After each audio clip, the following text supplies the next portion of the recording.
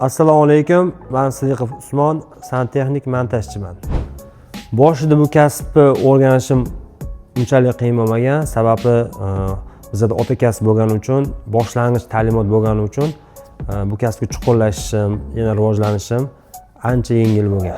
10 yildan oshiq vaqt mobaynida biz ko'plab obyektlarni bitirganmiz, kichkina kvartiradan tortib katta davlat tashkilotlarigacha.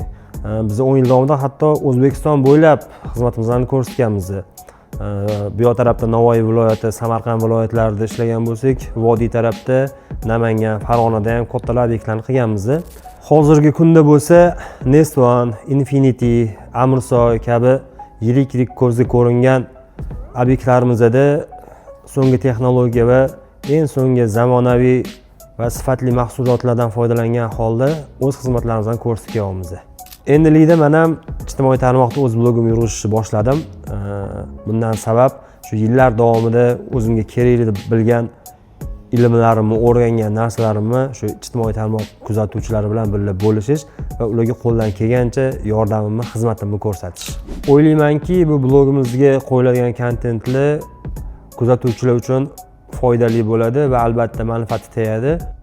Shuning uchun bizni kuzatishda davom eting. Bu hali boshlanishi.